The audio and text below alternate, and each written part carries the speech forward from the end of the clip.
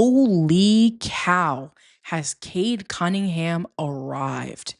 The New York Knicks won the basketball game, but boy, is the NBA in a great position for these next few years, if not decade, with some of the guys that are coming on in these playoffs. If you have not watched Cade Cunningham play thus far in the playoffs, please flip your TV screen to his game.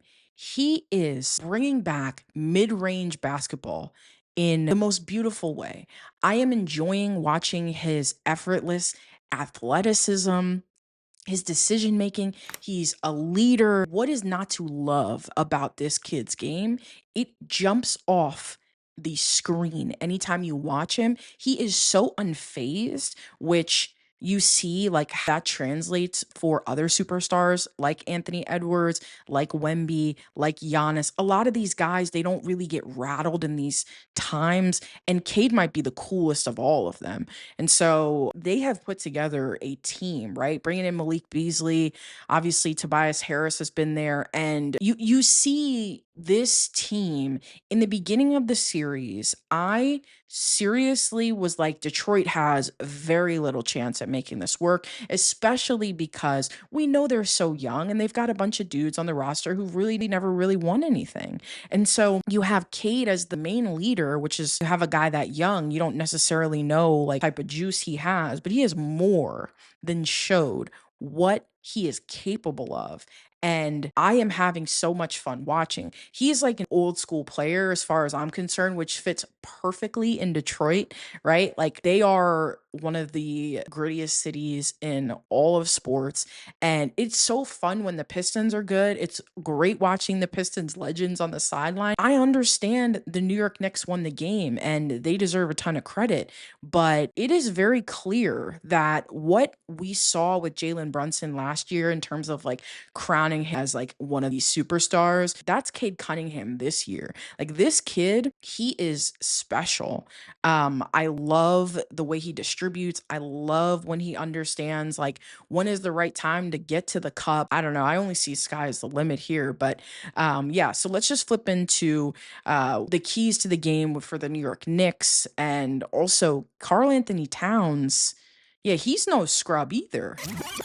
Karl-Anthony Towns. Boy, did I underestimate you. And I have to thoroughly apologize. In another video, I talked about how it's clear that Karl-Anthony Towns means a lot more to the New York Knicks than Timberwolves, and it's clear that they're doing just fine without him. Julius Randle seems to be a fine offensive replacement.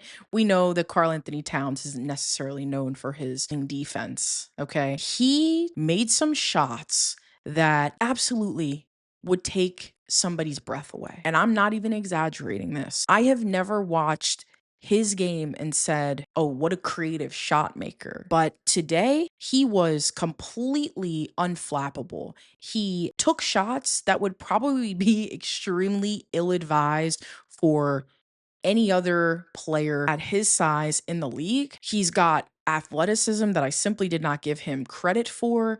You have to, speaking of credit, you've got to, give Detroit props for their game plan when they were extremely physical with him and really shut him down the second that he touched the ball. So that worked really well until he got completely loose in the fourth quarter and did some things that many of us had no idea he had in his repertoire. So I think for the New York Knicks, their question is always going to be defense at the rim. We've got some great perimeter defenders in OG and Josh Hart. Josh Hart is always mixing it up in really being a pest to like other players. He's always seems to be the first guy to the loose ball. Jalen Brunson, it's clear the kid is very beat up, and you know, these guys who go to the floor every single time they go to the rack is like it's really not sustainable. And he's young enough where you're not like worried about him like falling off a cliff or something like physically. But I mean, that is a storyline. Like there's no way that you can expect Karl-Anthony Towns to carry the entire offense. He will give you quite a few spurts of otherworldly three-point making, but Jalen Brunson is still the motor and the identity of this team. And so you have to wonder what is next for, if they pull out the series from Detroit, which quite frankly, I didn't think would be very close. Detroit has come into their own way quicker than I would have ever anticipated. I thought after that first game, like you could see, like Detroit legitimately were just like, these are young guys, never been in the playoffs, like can't execute late in games. But that is surely not the case anymore. So, credit JB Bickerstaff and, that young core, like leaning into some of the veteran guys like Tobias and Malik Beasley, settled down and settled into themselves like pretty well. And so you don't usually see a young team their first like real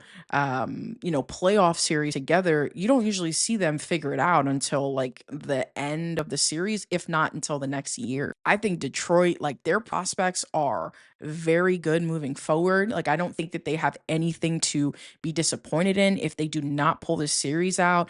I think ultimately New York will. I think they're just a little bit too cohesive with guys playing together for so many years and really just knowing each other well as the way that OG Anunoby can defend Mitchell Robinson. I mean, they are no joke at the boards. So I think ultimately it's still the New York Knicks series to lose.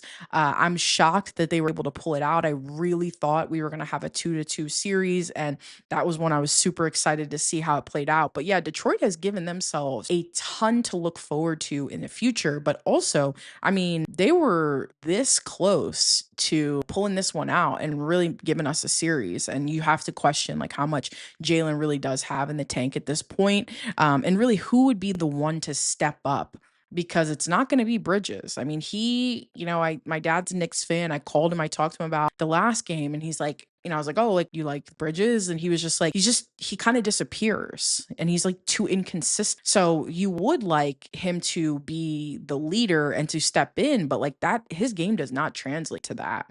So yeah, I mean, I'm having a ton of fun. I hope you are too. We have 2 more games from this Sunday to break down.